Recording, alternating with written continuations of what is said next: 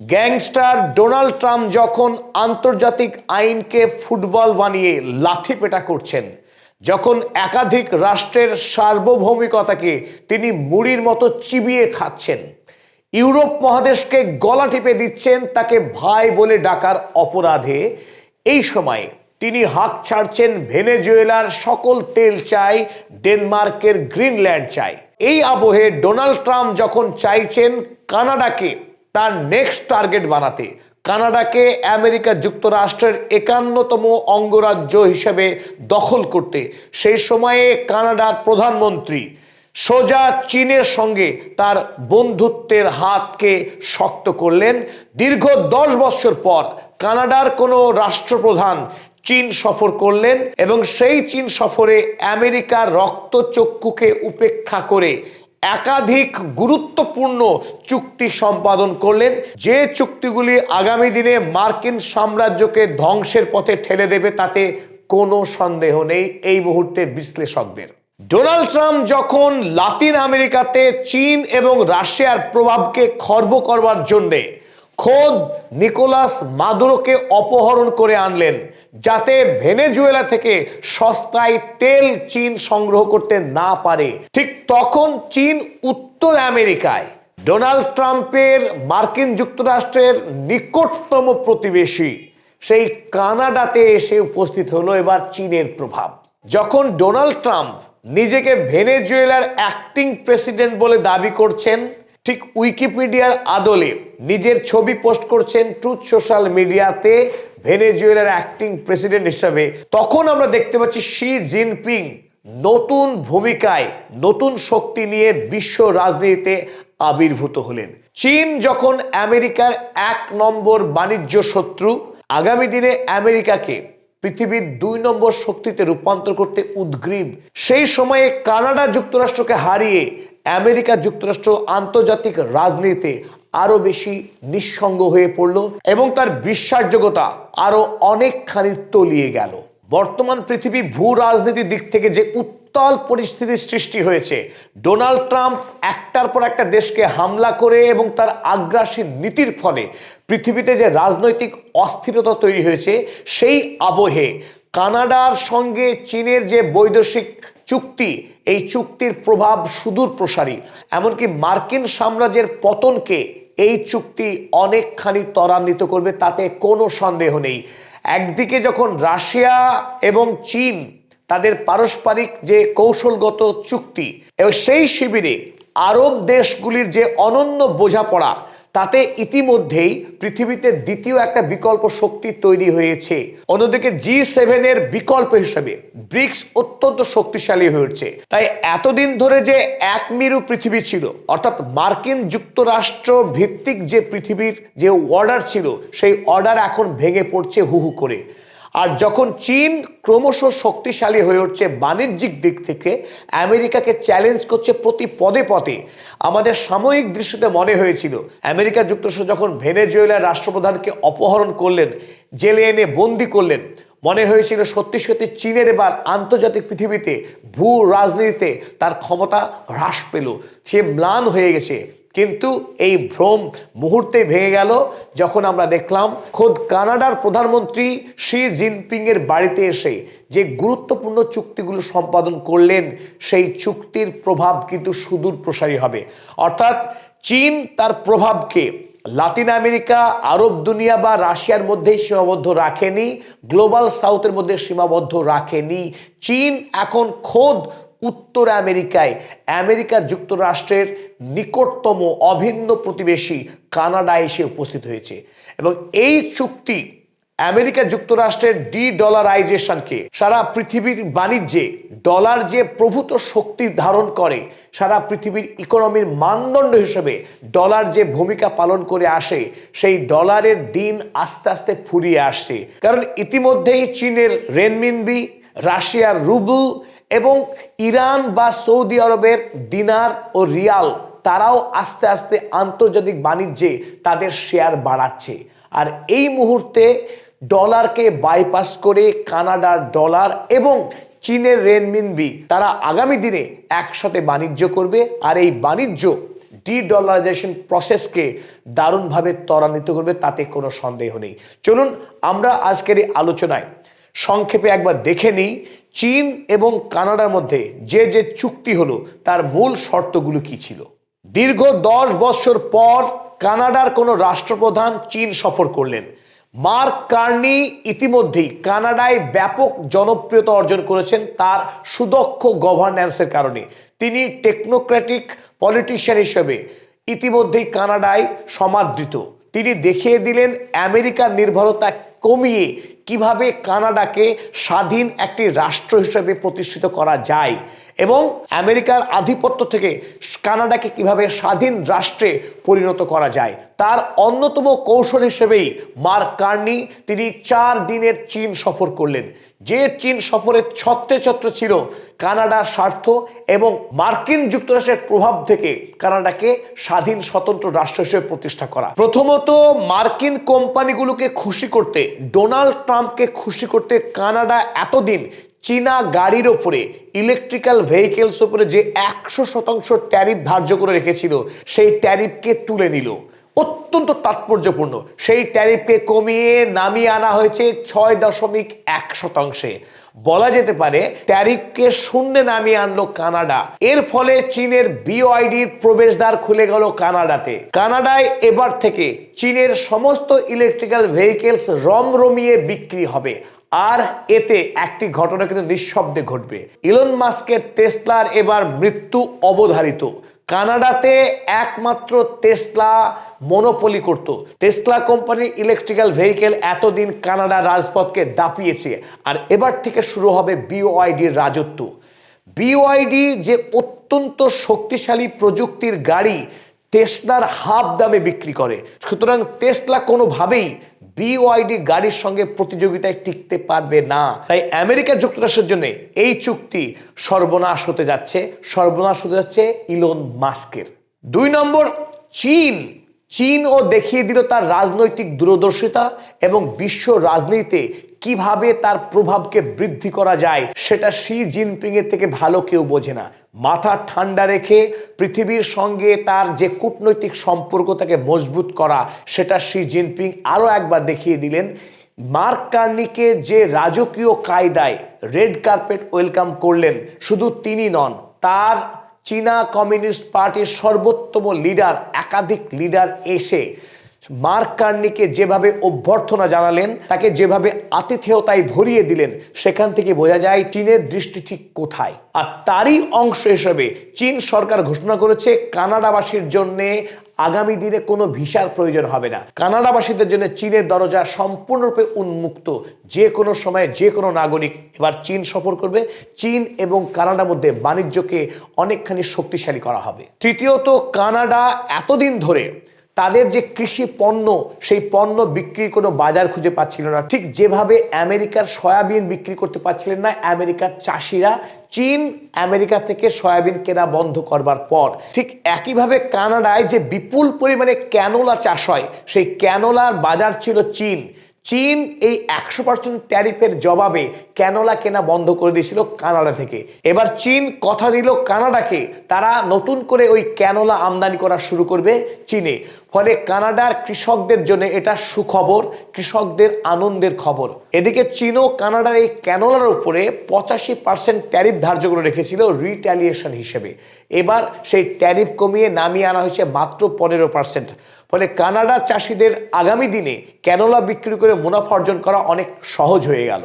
চতুর্থত এবং most interestingly যে বিষয়টি আমরা আগেই বলেছিলাম, আমেরিকার শক্তির উৎস আমেরিকার ডলার এবং তাদের সুইফট সিস্টেম।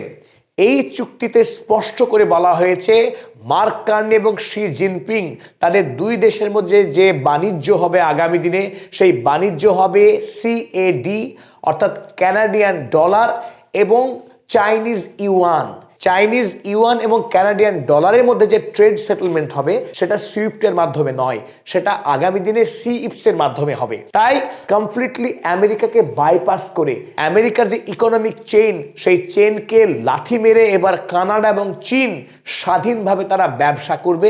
এতে আমেরিকার যে হেজিমনি ছিল তার যে পরাক্রমশালী শক্তি ছিল সেই শক্তি খর্ব হবে।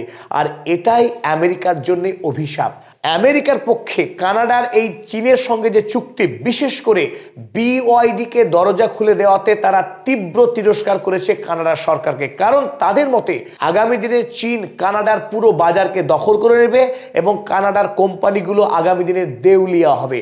আসল কারণ অন্য জায়গায় লুকিয়ে, কারণ আমেরিকার টেসলার বাণিজ্য বন্ধ হবে। সুতরাং এই দুঃখ, এই শোক তারা আর সহ্য করতে পারছে না। চীন তাদের বাড়িতে এসে তাদের বাড়ির বাজারকে দখল করছে, এই বাস্তবতাকে মানতে কষ্ট হচ্ছে আমেরিকা যুক্তরাষ্ট্রের। কিন্তু আপনাদের মনে প্রশ্ন জাগতে পারে, 10 বছর পরে হঠাৎ কানাডার প্রধানমন্ত্রী চীনের সঙ্গে সম্পর্ককে নবীনকরণ করার এই যে প্রচেষ্টা কেন গ্রহণ করতে গেলেন? যখন চীনকে আমেরিকা যুক্তরাষ্ট্র সম্পূর্ণরূপে প্রতিরোধ করতে চাইছে, কানাডা ঠিক কোন সাহসে, কোন অভিপ্রায় রেখে চীনের সঙ্গে সম্পর্ককে আরো শক্তিশালী করছে? তার উত্তর লুকিয়ে রয়েছে ডোনাল্ড ট্রাম্পের আগ্রাসী সাম্রাজ্যবাদী নীতির মধ্যে। কারণ ডোনাল্ড ট্রাম্প মাত্র কয়েকদিন আগে নিউ ইয়র্ক টাইমসকে দেওয়া এক সাক্ষাৎকারে তিনি অত্যন্ত দাম্ভিকতার সঙ্গে বলেছেন তিনি আন্তর্জাতিক আইন মানেন না। তিনি কেবলমাত্র তার ব্যক্তিগত মূল্যবোধের দ্বারা তিনি পৃথিবী শাসন করবেন, আমেরিকা শাসন করবেন। বাহ! ডোনাল্ড ট্রাম্পের মূল্যবোধ, যিনি পিডোফাইল, যিনি একজন সাম্রাজ্যবাদী, তিনি একজন রাষ্ট্রপতি হয়ে ভেনেজুয়েলার রাষ্ট্রপতিকে অপহরণ করে এনে জেলে বন্দি রাখেন, সেই মানুষটা বলছেন তিনি আন্তর্জাতিক আইন মানেন না, ওয়ার্ল্ড অর্ডার মানেন না, তিনি এমনকি জাতিসংঘকে মানেন না, তিনি কিছুই মানেন না। সেই রকম একজন আগ্রাসী রাষ্ট্রপতি যদি তার প্রতিবেশী হয়, কানাডার জন্য সেটা কোনোভাবেই নিরাপদ নয়। ইউরোপ মহাদেশ আমেরিকার এতদিনের ঘনিষ্ঠ সঙ্গী, সেই ইউরোপ মহাদেশের প্রতিটা রাষ্ট্রের উপরে এবার তিনি 10% ট্যারিফ চাপিয়ে দিলেন। কেন? ইউরোপ মহাদেশ আমেরিকা যুক্তরাষ্ট্রের গ্রিনল্যান্ড দখল করার যে অভিযান, সেটাকে কোনোভাবেই তারা গ্রহণ করতে পারছে না, মেনে নিতে পারছে না। তাই ইউরোপের একাধিক রাষ্ট্র যখন ডোনাল্ড ট্রাম্পের এই প্রচেষ্টাকে প্রতিবাদ জানালো, তার জবাব দিচ্ছেন ডোনাল্ড ট্রাম্প, ইউরোপের উপরে তিনি চাপিয়ে দিলেন 10% ট্যারিফ, যা ইতিহাসের নজিরবিহীন। আমেরিকা, ইউরোপ বরাবর একসাথে এশিয়া এবং আফ্রিকাতে তারা বর্বর সাম্রাজ্যবাদী আক্রমণ চালিয়েছে ন্যাটোর নামে। সেই ন্যাটো থেকে তিনি বলছেন বেরিয়ে আসবেন। অন্যদিকে তিনি ইউরোপ মহাদেশের উপর চাপিয়ে দিচ্ছেন ট্যারিফ। তিনি যে কোনো মূল্যে গ্রিনল্যান্ডকে এখন দখল করতে মরিয়া, হয় তিনি কিনবেন নতুবা দখল করবেন। গ্রিনল্যান্ডকে তিনি এখন বলছেন আমেরিকার ইন্টারনাল সিকিউরিটি থ্রেট। রাশিয়া এবং চীন এই গ্রিনল্যান্ড দখল করে নেবে যদি তিনি দখল না করেন। তিনি এটাকে লিগালাইজ এবং লেজিটিমাইজ করছেন। যে গ্রিনল্যান্ড বিগত 800 বৎসর ধরে ডেনমার্কের সাম্রাজ্যের অখণ্ড অংশ বলে মানা হয়, সেই গ্রিনল্যান্ডকে তিনি দখল করবেন এবং ডেনমার্কের অনিচ্ছাতে। তবে অধিকাংশ বিশ্লেষকের মতে গ্রিনল্যান্ডের পরেই এই ডোনাল্ড ট্রাম্পের যে হিংস্র চোখ গিয়ে পড়তে পারে কানাডার দিকে। গ্রিনল্যান্ড এটা একটা লিটমাস টেস্ট। যদি তিনি সফল হয়ে যান, এরপরেই তিনি নিষ্ঠুরভাবে কানাডা দখল করবেন, তাকে কোনোভাবে আটকানো যাবে না। আর এই আবহে মার্ক কার্নি তিনি কিন্তু বসে থাকতে পারছেন না। তিনি বিকল্প কোনো একটা রাস্তা খুঁজে বার করবার জন্য মরিয়া হয়ে উঠেছেন। ডোনাল্ড ট্রাম্প তিনি রাষ্ট্রপতি হিসেবে দায়িত্বভার গ্রহণ করবার পর 2025 সালেই দেখুন এই ছবিতে, এটি কানাডার ম্যাপ। কানাডা পৃথিবীর দ্বিতীয় বৃহত্তম রাষ্ট্র আয়তনের বিচারে। আমেরিকা যুক্তরাষ্ট্র পৃথিবীতে তৃতীয় বৃহত্তম রাষ্ট্র। সেই আমেরিকা যুক্তরাষ্ট্র যেটি 50টি অঙ্গরাজ্যের সম্মিলনে তৈরি, সেই রাষ্ট্রের রাষ্ট্রপতি তার ধৃষ্টতা দেখুন। তিনি এই গোটা কানাডাকে চান তার একটি অঙ্গরাজ্য বানাতে, 51তম অঙ্গরাজ্য বানাতে। তিনি একটি রাষ্ট্রের রাষ্ট্রপতি হয়ে অপর স্বাধীন রাষ্ট্রের ম্যাপকে মার্কিন পতাকা দিয়ে ঢেকে দিলেন এবং তিনি জানালেন আগামী দিনে তিনি কানাডাকে দখল করবেন। এখানেই কানাডাবাসীর যত ভয়। দেখুন তার ট্রুথ সোশ্যাল মিডিয়ার পোস্ট, যেখানে তিনি লিখছেন many people in Canada love being the 51st state. খুব প্রাউডলি বলছেন কানাডার মানুষ তারা ভালোবাসেন, তারা চান আমেরিকা যুক্তরাষ্ট্রের 51তম রাজ্য হতে। এবং তিনি এও বলছেন, the United States can no longer suffer the massive trade deficits and subsidies that Canada needs to stay afloat. আগামী দিনে যদি কানাডা আমেরিকার অংশ হয়ে যায় তাহলে আমেরিকার আর ট্রেড ডেফিসিট থাকবে না। কানাডার জন্য বর্তমানে অপর বৃহৎ চ্যালেঞ্জ তার নিজের সম্পদকে বাঁচিয়ে রাখা। কানাডাতে বিপুল পরিমাণে রেয়ার আর্থ এলিমেন্টসের মজুত রয়েছে, আর আমেরিকার আজকের দিনে সবচাইতে বেশি প্রয়োজন হচ্ছে এই রেয়ার আর্থ এলিমেন্টসের। কারণ রেয়ার আর্থ এলিমেন্ট ছাড়া আমেরিকা যুক্তরাষ্ট্র তার শ্রেষ্ঠত্বকে ধরে রাখতে পারবে না আগামী দিনে। এই রেয়ার আর্থ এলিমেন্টসই হচ্ছে প্রাণভোমরা তার সামরিক অস্ত্র বানানোর জন্যে, ইলেকট্রিক্যাল ভেহিকেল বানানোর জন্য, সেমিকন্ডাক্টর শিল্পের জন্য, অত্যাধুনিক প্রযুক্তির যে কোনো যন্ত্র বানাতে গেলেই এই রেয়ার আর্থ এলিমেন্টসের বিপুল প্রয়োজন, যা আমেরিকার কাছে এখন নেই। চীনের সঙ্গে বাণিজ্য লড়াই করতে গিয়ে আমেরিকার সবচাইতে যেটা ক্ষতি হয়েছে তা এই রেয়ার আর্থ এলিমেন্টসের সাপ্লাই চেন নষ্ট হওয়া। কারণ চীন এখন কোনোভাবেই আমেরিকাকে এই রেয়ার আর্থ এলিমেন্ট সাপ্লাই করতে প্রস্তুত নয়।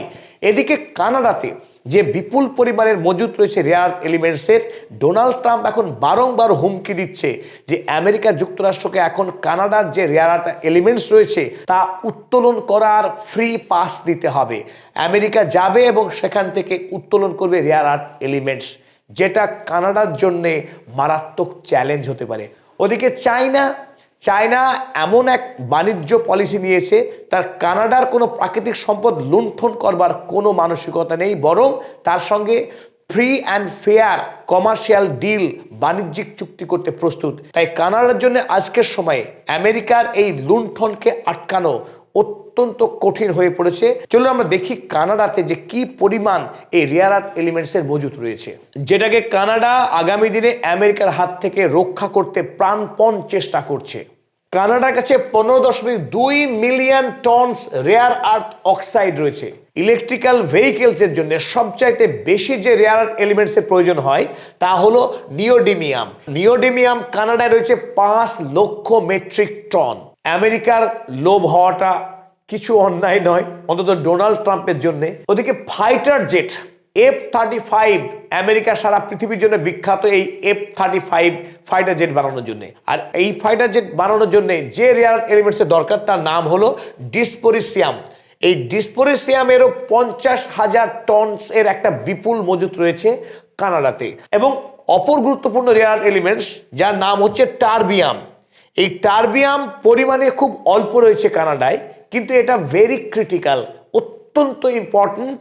তা মিসাইল এবং নিউক্লিয়ার অস্ত্র বানাতে গেলে যার প্রয়োজন অবশ্যম্ভাবী। এটা ছাড়া না বানানো যাবে মিসাইল, না বানানো যাবে নিউক্লিয়ার বোমা।